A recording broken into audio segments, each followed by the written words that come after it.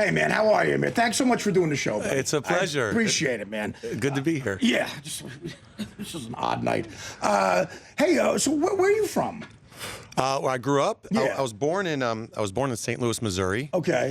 And then I moved to Fort Lauderdale, where my parents went into private practice. They're both physicians. Okay. When I was 4. Right.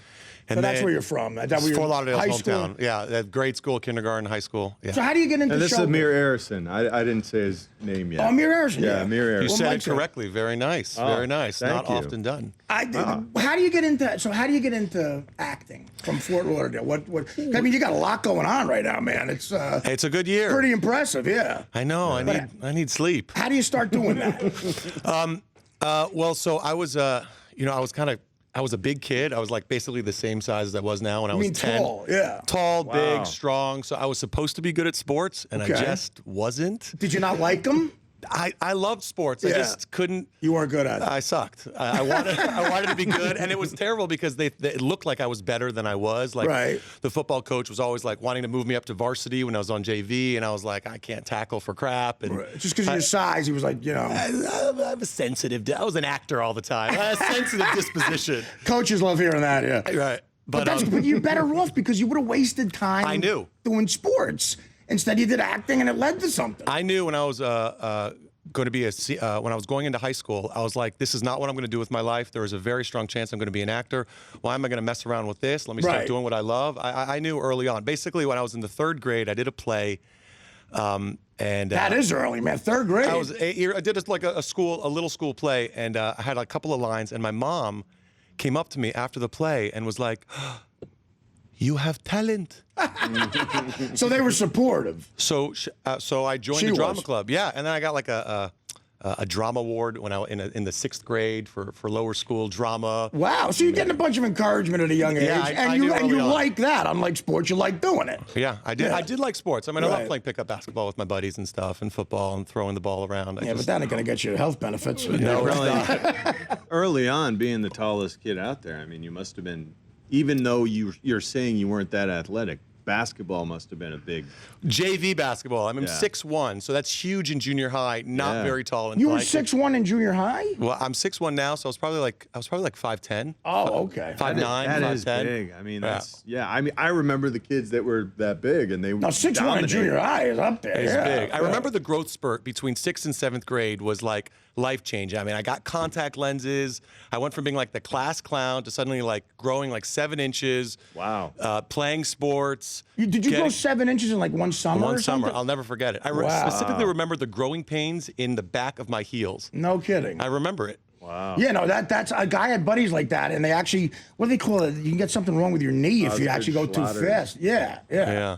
But so you go to high school. Do you go to college? Yeah, I went to Columbia in New York. Okay, so now you're talking about serious stuff. Well, Did you study theater there? I was an English major. Mm-hmm. I got the theater majors at Barnard, which is their sister school, and I got kind of the equivalent. It's called a concentration, the equivalent of a minor Right. in theater. And I remember I wanted to go to New York. I didn't want to go to college. I was like, I'm just going to go to New York and be an actor. And my parents were like, no. Well, when you could get into Columbia, Well, you know what I mean. It's it's- hard to not though. I didn't think like that though. You know, I just was. Right. Mm-hmm. I wanted to act. I wanted to get to the city. You want to get right to it. Like let's I start wanted to get acting. right Yeah, to it. But so I said, I was like, all right, well, I'll apply to like Juilliard or NYU. And they were like, Your parents no. were. They're So like, are your parents conservative people? no, Like, they are the most supportive. I'm conservative in some of my family values and Well, stuff.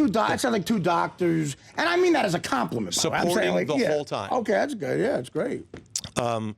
So they were like, no. If you're gonna go to a good school for and then you can be an actor your whole life. And I thought, you know what? Maybe I'll wait till grad school. Maybe I'll go to like Yale. I'll try to go to one of those great graduate schools. I'll go and I'll secretly be an actor, and I'll be like a secret agent actor. I'll like go to college during the day, but secretly figure out where to go to be. You on must be Broadway. bright if like Columbia is a side thing during the day, and then you're gonna act. Did you do any plays in Columbia? You just did I nothing? did. Oh, okay. I thought I was brighter than I was because Columbia was freaking hard. And I was like, somebody gave me great advice. And they're like, instead of trying to run around and figure out how to get one line on a soap opera here, just stay in school, figure out who you are, and play great parts in college. I wanted to do plays in school after high school, but it turns out driving schools don't have theater.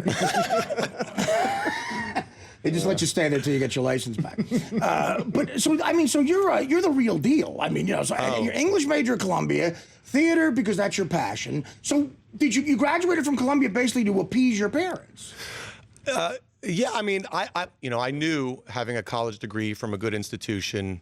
You know, there's no guarantees in the acting industry or in any industry, or certainly in the arts. So No, right, definitely not, yeah. I knew going to a good school would, like, if all else fails, or I don't know, I have a good school and a liberal arts degree, which doesn't get you anything specific in the job world, but it gets you started. People think you're smart for the rest of your life automatically. In English, I was an English major too, and everyone asked me, you know, so what do you want to do? You want to teach? Right. I said, no, absolutely not. But well, you know, teaching, I guess, you know, is read. one of the main things. But if you've ever become a professor, you can make good money. I guess. But so, like, when does the acting become a real, like, now? Like, when do you start making a living at it? There was kind of like there was an early watershed moment, and then there was one when I was a little bit older. When I was in high school, I started going out. I lived in Fort Lauderdale, and I got an agent in Miami. That's where a lot of the castings were in South Florida, kind of one of like the a lot of production down there. Well, yeah, it's grown since, but you know, it's New York, LA, and then there's Chicago, and then Miami, and there's just other cities that have a little bit. And my parents are doctors, so I would schedule my study halls the last 2 periods of the day. And then it was back when there was no cell phones. Back when I was in high school, I had a beeper. Yeah. I would get beeped by my agent. I would check the beep, and then I would call my mom. I'd be like, "Okay, mommy, I gotta get to Miami. At Mommy, 4 I gotta o'clock get to Miami for this casting for, you know, whatever, like Sunkissed or something." Right. And so then she would call the school principal as my doctor. And he has a doctor's note, but then it never flagged anything because I had study hall. So I wasn't ever missing class. Nice I scheduled scam. it. It was a good little cinch. Your mother sounds like a player. She was like, "You have to be an actor. That is your passion." No kidding. So that's supportive the of whole it. time. She knew the whole time. And so then I would drive to Miami, and my dad is like, "What do you mean you're missing school? Are you crazy? What the hell are you doing to our son?" Like, it was a thing. Was he a little less supportive than her? Until I got my first commercial and residuals. There you go. Then That's the real deal. He saw a bunch of, $5,000 residual check for a Sonic Burger commercial. How old were you when this happened? 16, 17. And it was Sonic Burger. Sonic Burger was the big one. And that's young, 16, 5 G's when you're 17. I learned the concept of residual because I did this one thing, and then they took I was like smiling when I eat the burger, and they added it to like 10 spots. Nothing better than that. I was like, what? It was like free money all the time. So I was like, oh, this is easy. Oh, Yeah. It was not easy. No, it sounds great. I mean, listen, because right now, you're on the Blacklist on NBC, which is a big deal. You're on Homeland, where I remember you from that. Oh, yeah. And there was one other thing. Your Girl's a big hit show. Like everything you're doing you got the golden touch. Thanks for saying so. Look, I'm aware it's timing and stuff. Like, I've been doing this. I'm in my mid-30s. I've been doing this, since I hitting up pavement hard since I was 22. There's a ton of shows that didn't get picked up. Last year I was on a show that I was so proud of called 0 Hour, which I did like the last 6 episodes with Anthony Edwards. It was that ABC show like Da Vinci Code. I had all these scenes with Michael Nickvest from Sweden and Amy Irving. Amy Irving is brilliant, but that's the one good thing about acting is when you do that, at least you're making an income, even though it's disappointing.